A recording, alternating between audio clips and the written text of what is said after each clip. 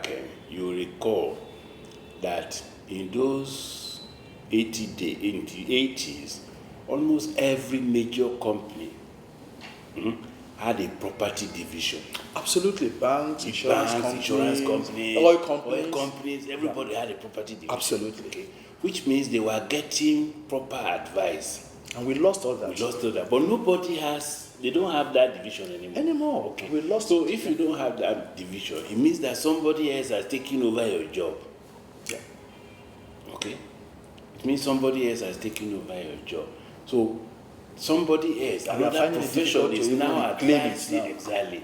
Another profession is now advising the companies on their asset needs. And wrongly too. So it's difficult, but like I said, let's not give up. Let's try and at least acquire the knowledge. Okay? Let's acquire the knowledge and try and offer it as a service to our clients.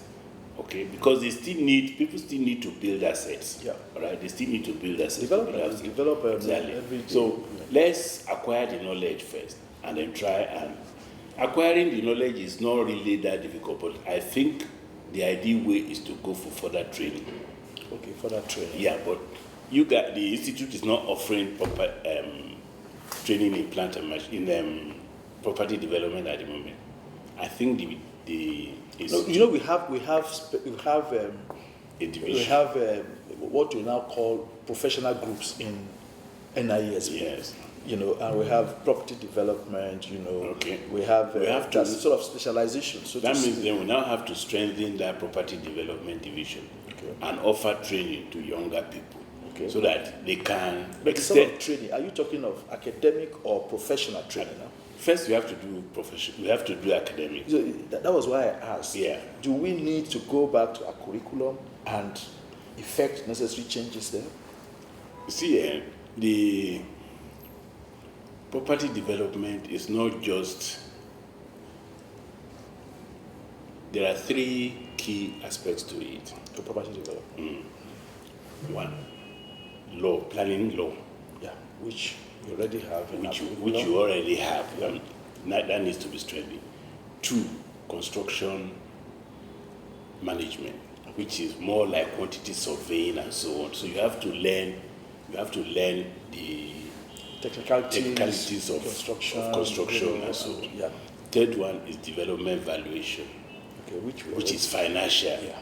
You claim that it is done, but from the people I've interacted with, they don't know it. It's not as deep as you. Although maybe it is practice that makes perfection in that aspect. Okay. Because until you have really done it practically, you may not know the details of it. But those are the three things that you have to learn to do. The development economics was the key element, value of land, cost of building, the current value of the property. Yeah. Those are the three things that you need. If you know the value, you know the cost plus land, you can determine your profitability. And whether you should go into a venture or not. And also the aspect of sensitivity analysis to see whether if things change, if sensitivity of prices and values and so on. So that's probably where this aspect of mathematics and whatever quantitative knowledge comes in. It is in the aspect of construction management, quantity surveying. That's really where the mathematics comes in. Development economics is fairly easy because you can determine the value of an asset.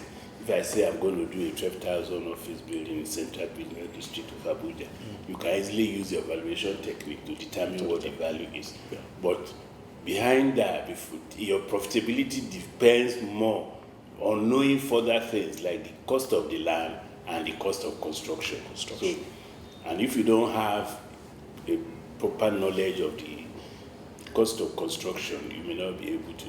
The strength of the developer is in being able to juggle these three factors, to make a project. But ideally, cost of construction is actually gotten from the quantity surveyors. Yes, that's the point. True. Although the estate surveyor will be expected to have an understanding of it and to be able to sort of interrogate it. Because you can't just expect that. No, you see, the strength is this. You see, if you get an advice from somebody, what do you do with it? That's the issue. If an architect designs for me a 10-story building, okay, and it costs, say, 20 million naira, and I value it, and the thing comes to 18 million naira, that means exactly. That means it doesn't work. So what you do with that cost is really the strength of the developer, because you now have to go back and look at the architect's design, the cost composition, and see how you can juggle those to make, because the most difficult thing to change is that value. Yeah. You can't easily change that value. But you can work on your cost. You can work on the cost. Yes, yeah. You can work on the cost. That's the strength of that's where you need the mathematics. The working on that cost is really your strength. That's your strength. But you may, while working on that cost, you may have to again look at the design. All right? Yeah, because you know how we normally work together on most of these projects. Now that many times I have to really go back, examine the design, and see how it can be simplified or modified. Take an example of the Royal Market. Okay, I had to remove the roof completely. I said, look, this is not a viable roof. You have to replace it with something that is simpler and useful, instead of just a very wide concrete. But that okay. Let's now look at this aspect. The let me contribution clarify. I'm not coming clear. I'm not coming clear because there are too many components to it. Okay, it's not straightforward. It's not straightforward like just buying and selling. I know. It involves too many disciplines, too many disciplines. Yes, you have to know finance, you have to know quantity survey, you have to have a bit of appreciation of architecture, you have to have a knowledge of engineering, you have to appreciate so many other things. It's not a single subject matter. Yeah, but that was why I was going to ask my next question, because we're now moving into another territory, which is project management. Yes. All right. As an estate surveyor in development consultancy, you sort of perhaps advise your clients to acquire the land, do the feasibility and viability studies, and then, in the process, work with other consultants that were employed to actually make sure a scheme that is viable is brought out, and then that will actually justify, the investment. Yeah. So at that stage, your role probably ends, and then part one. Now, your continuing engagement on that project will now depend on your client, whether he now retains you as a project manager, so that all the pre-development, work that you've done, you are now able to see it through the development process. True. And then at the end of it, perhaps also manage it to, make sure that those expectations are met. So that takes me to project management now.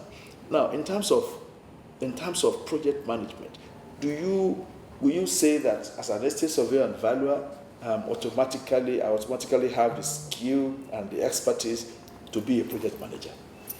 As an estate surveyor and valuer, do I actually have the skill to be a project manager? Join us next week as ESV engineer Stephen Mayaki answers that question.